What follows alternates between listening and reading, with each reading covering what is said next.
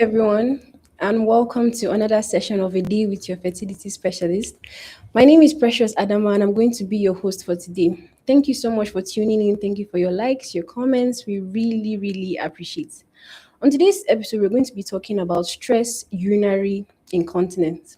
That is understanding urine leakage in women. I'm sure most of us must have come across the word sometime in our life, being simply put, the inability to mitigate the outflow of urine. But today, we're going to be delving a bit deeper, understanding what it is, who it happens to, and how it can be prevented. So stay tuned, share with your families, your friends, so they too can be part of this session.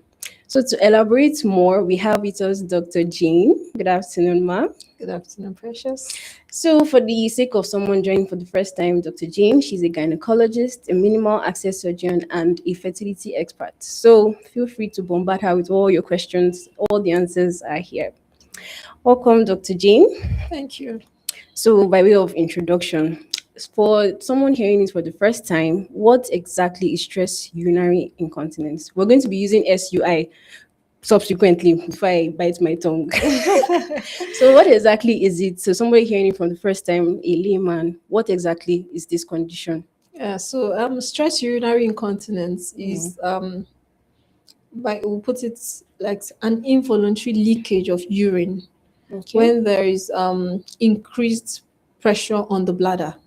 So it's like you said, it's an unplanned leakage of urine, and this commonly happen when you laugh, when Okay. you cough, when you sneeze, when you lift heavy objects. Those are the common times you will see that, and this happening because normally when you sneeze and do all of those, there's increased pressure in your tummy or your abdomen. Wow. So, and the floor, there's what we call the floor, the pelvic floor. That's is a protective mechanism, and when that pressure increases, it causes the outlet or the valves from the bladder and the urethra, which is the conduit that takes the urine out. They gets constricted or locked. So it prevents leakage. So if there is weakness on that floor, Wow. it doesn't perform that function. So once you have anything that will cause an increased pressure in your tummy, which transmits to the bladder as increased pressure, can actually cause this involuntary leakage of urine, stress urinary incontinence. Not necessarily stress on the bladder or Okay. emotional stress. That's but what I was just thinking. stress. Yes. Stress. Okay. So the stress is, I was thinking like, is a stress induced mechanism or something? Maybe like a psychological, physiological stuff? No, it's not, and that's why I had to. It's not an Okay. emotional stress. It's just the pressure that Okay. the bladder and urethra they can't withstand it, so they allow these spouts of urine. Okay. Oh, thank you. So, but why can something as simple as coughing, sneezing, or laughing cause this urine leakage? Like, what is happening anatomically in the body that is Yes. causing this? Okay. So the same thing we have said. So all of this will cause pressure, increased pressure, even conditions like chronic constipation and repeated straining, weight Okay. gain. All of those things can lead to increased pressure in the abdomen Okay. or tummy, as we would want people to get it better.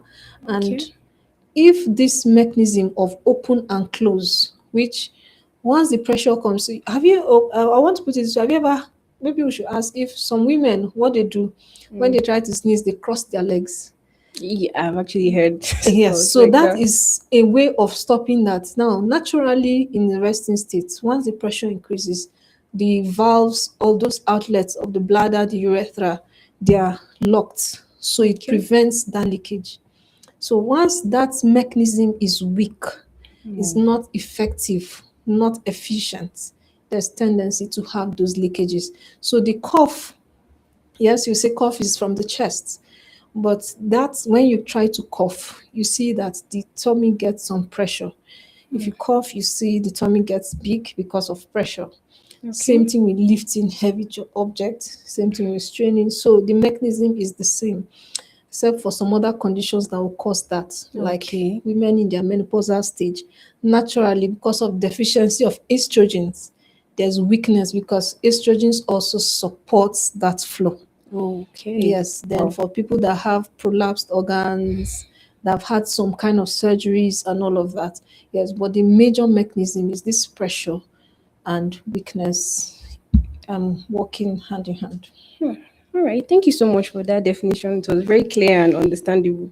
So, what exactly causes this SUI? Is it like, is there something that causes it?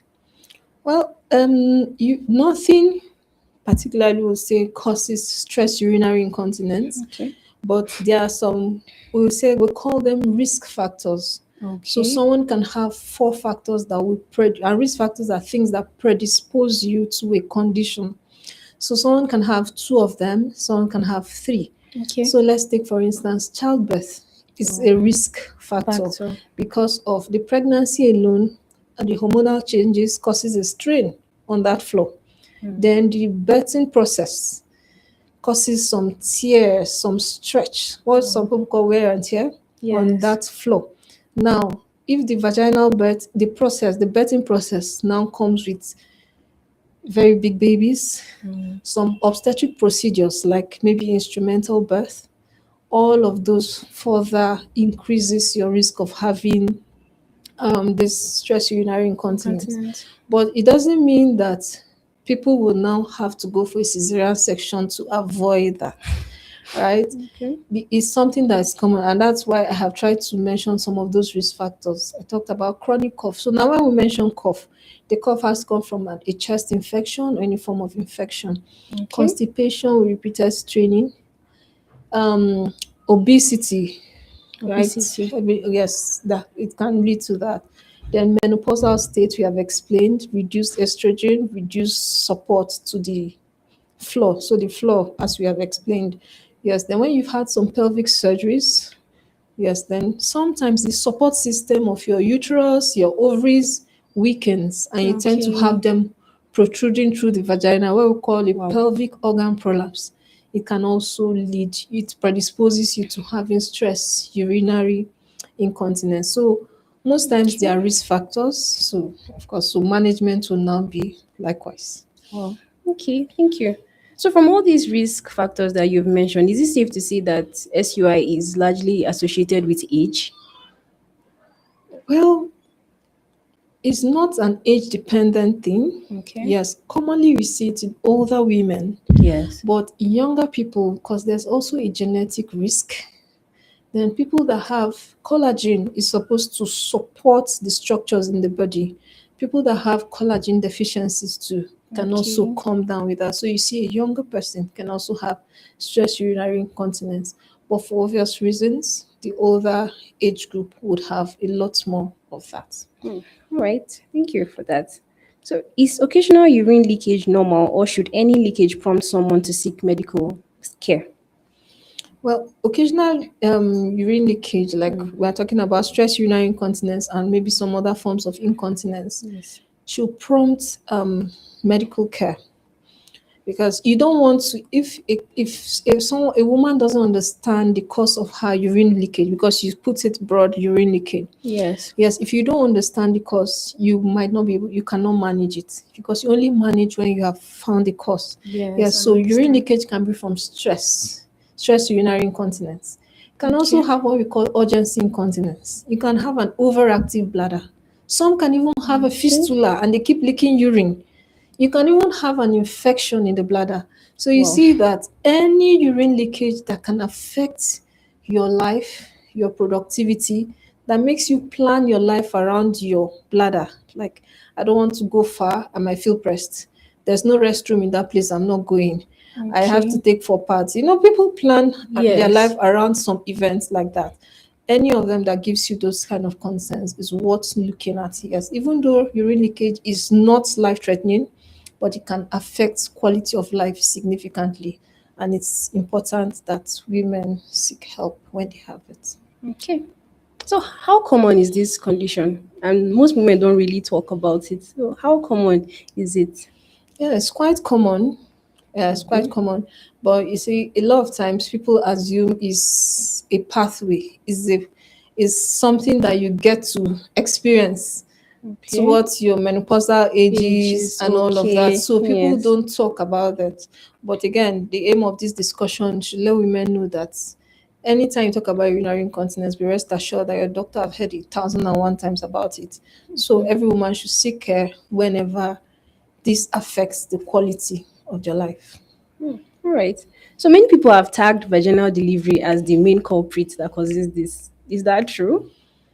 Like, No, yes, even though vaginal birth is there as one of the causes, I talked about the yes. wear and tear on the pelvic floor and other events that happen around delivery. But again, we have mentioned some other factors: menopausal states, all those chronic cough, lifting of heavy objects, even genetic predisposition, collagen deficiency, and all of that. Okay. So, one person might have stress urinary incontinence from multiple risk factors. Yeah. Wow. All right. You spoke about it being genetic. Can you throw more light on that? Yeah, Yeah. so it's still the collagen Okay. deficiency. So if you Okay. have those genetic predisposition, Okay. yes, yes, because it's same for same reason. You would expect to see a prolapse in an older woman, then you see a young girl of 17 with a Wow. prolapse. Yes, something of that sort. Yeah. That's actually quite serious. Okay.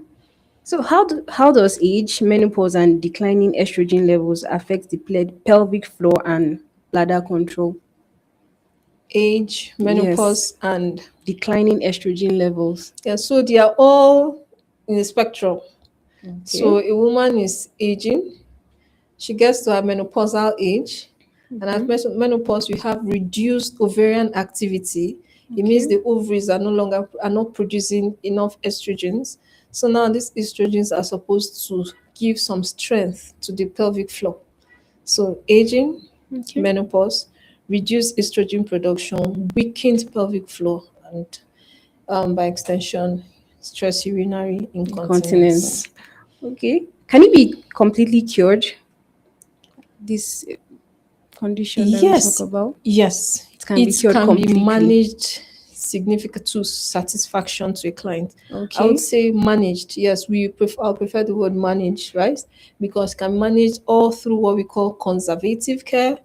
There are drugs, medical Okay. care, and again, for those troubling incontinence, you also have surgical procedures that can be done Wow. for them. So this Yes. surgical procedure, do they stop it completely, or it's still a way of managing They it? can significantly improve your symptoms. And again, the goal is to improve your symptoms and Yes, improve definitely. quality of life. And if the surgeries are well done, the symptoms should not be seen. But remember, we have talked about multiple risk factors. Okay. So if we're improving, giving estrogens to improve pelvic flow, chronic cough might be there and all of that.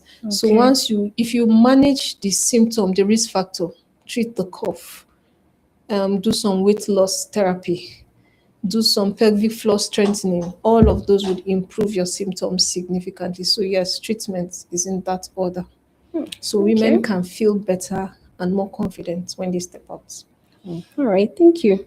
Speaking of pelvic floor strengthening, some people are of the opinion that pelvic floor exercises can actually help with this condition. How true is that? Very true. If Okay. it's said to be the first line of what we Wow. call, when they say conservative care, you are Mm-hmm. not giving medication, surgeries, you are doing things that would improve without intervening.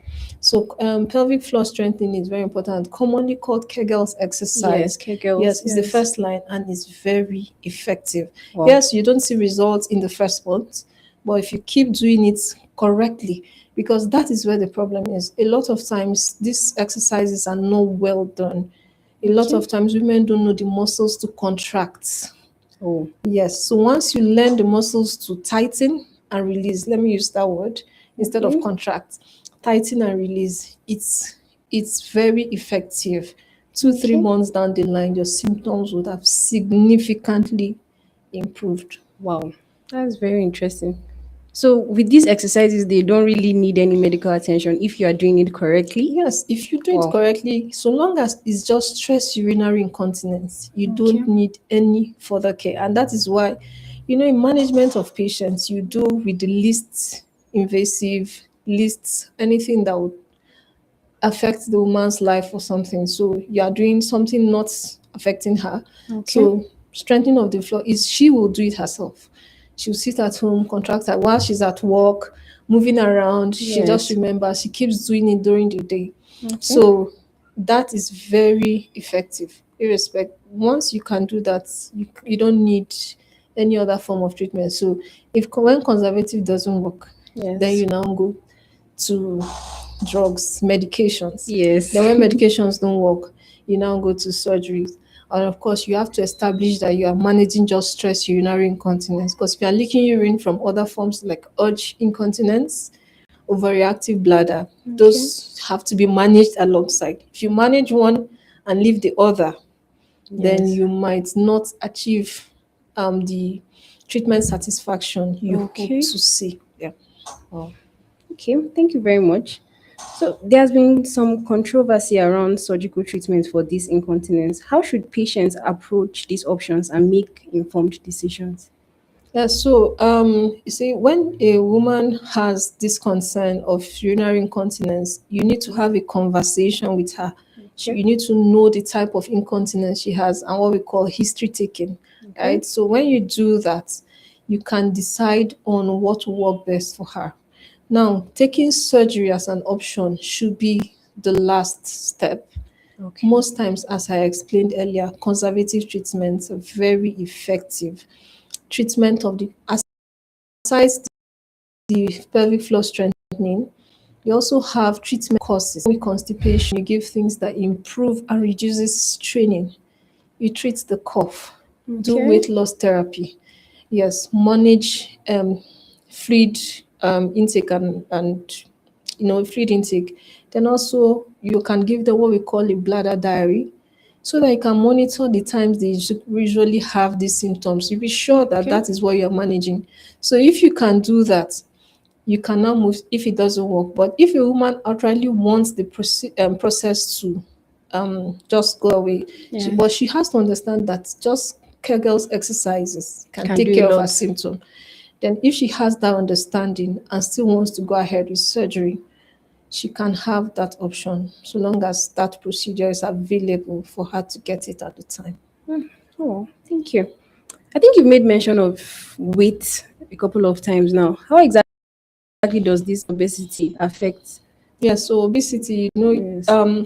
when you are with a very large weight, you Mm-hmm. tend to be it has pressure, activity, your own, you Okay. know, yes, the whole activity for is a smaller BMI Okay. or BMI than a bigger BMI. The activities differ, so weight gainers can also do that, yes, Oh, significantly, okay. because the stress on your organs, the bladder, is way more than Yes, what you with put weight. on. Oh, all right. So we'll just be talking about some myths, like some preconceptions that people have regarding these conditions. You're either going to be affirming or debunking everything that they've said. So I'll just ask the questions. So some people are on that people who hold in urine for a very, very long time and go and eat, they say where they're already almost exploding, they're at risk of developing SUI. Is that true? That's not true. Okay. Yeah, It's not true at all. it's not true. Good. Yeah, So so SUI, basically those risk it factors. doesn't Yes, have holding urine anything. for long can keep the urine there for a longer time, increasing your Okay. risk of infections and all, but not a stress urinary incontinence. Okay. Risk for infection. That is the only cause. Yes. Okay. Just asking for a friend. All right. So this drinking less water will stop leakage. True or false? Well, now the leakage, we have talked about things. So once your bladder has urine, if you Yes. sneeze, cough, anything that causes that pressure to hit your bladder, make you leak urine. Now, drinking less water, the way it works is that it now gives you urine per time. So Okay. you don't feel you don't have a lot in your bladder. So you have leakages that are less compared Okay. to someone with a fuller bladder. Remember, as the bladder keeps filling up, the pressure keeps mounting, and that Yes, pressure is what definitely. it used to, like your word you said, explode, right? So the less fluid you Okay. take, the less urge to urinate, the less in your bladder also leak. Since not a because we have continuous leakage, so there are people leak urine with or without any effort. Okay. Okay. Another myth: having a C-section prevents you from SUI. True or false? Not true. Okay. Remember, we've established there are multiple risk factors. Yes. Rather, in fact, some people have propagated that even C-sections doesn't prevent stress urinary incontinence from the procedure alone. Okay. Remember, when you make those incisions, some nerves are tampered with, and they can also affect the pelvic floor. Some Wow. people, yes, some researchers believe that that can even predispose you alongside to stress urinary incontinence. But Okay. for your myth, Yes. no, it doesn't prevent you from From having a having. stress urinary. So women should not advocate a cesarean section because they want to avoid stress urinary incontinence. Okay. Thank you. So the next one, SUI means that you have a urinary tract infection.